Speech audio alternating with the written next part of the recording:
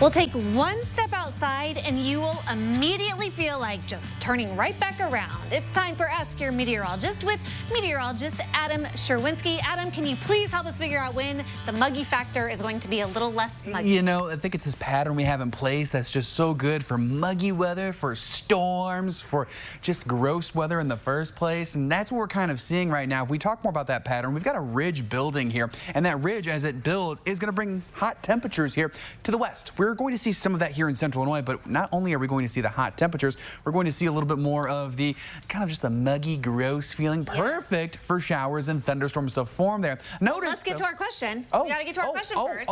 Why are we back in a muggy and stormy pattern? Perfect. There we go. I skipped the question. I was ready to go in lecture mode, like, let's go.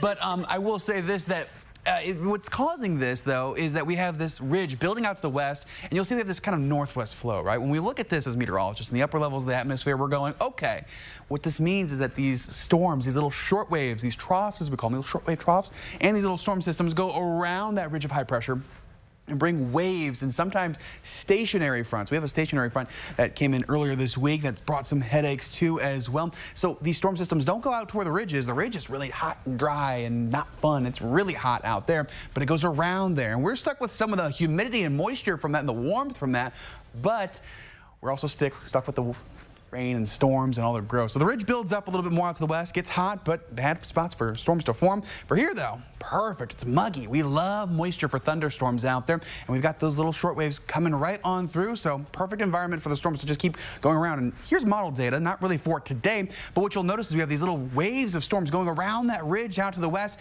keep going and keep going and keep going. We finally look to get a break potentially for this weekend. We'll see if that holds off. Maybe a cold front comes through. That'd be really nice to have as well. So really interesting stuff, though. I mean, it's one of those, we see that and we go, uh-oh, alarm bells. So that means we're going to get some stormy weather and possibly severe weather, too. Yeah, that's why you need to have your app ready on your phone. Yes. Get all up-to-date information. What's happened this week in weather history? Hey, we love doing this. I feel like I'm the only one that does this, but I love talking about history and weather at the same time. Two of my loves right there, science and history. Hey, back in 1999, Chicago on the 30th reaches the highest dew point recorded at 82 degrees. To give you some context, that is well beyond that mark for the muggy meter. It's beyond that stop-it range. 75 to 80 is what we normally see. Okay, so let's tell everybody what a dew point even is, because I think you may jump the gun a little bit. Yeah. When it's basically how much moisture is in the atmosphere to get us to that dew point. So when doesn't that mean the temperature will not get below 82? Yes. Okay. It's gross. I have learned a thing or two here from these segments.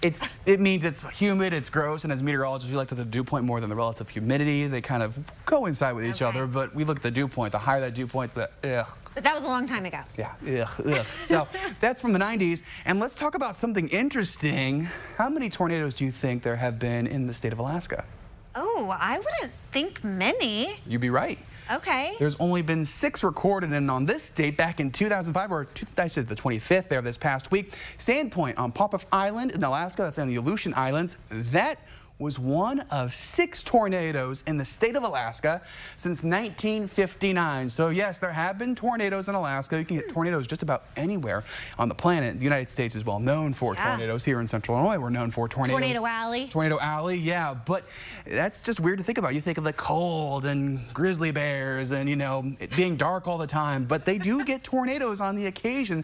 And that's just one of 6, only 6. You can have 2 hands instances of that happening. So quite Maybe wild. Just more reason to go to Alaska. Yeah, and they're landspouts too, which are really rare. We don't see those very often here in central Illinois. So another reason to go, maybe see a landspout there in the Aleutian Islands. And now I'm just sound like I'm ready to go vacation here in Alaska. Let's do it. All right. Well, it's always a joy being with you, Adam, here in the Weather Center. And if you have a question for him that maybe he can answer next week at this time, there's how you can connect with him. And we'll have that linked up at ciLiving.tv.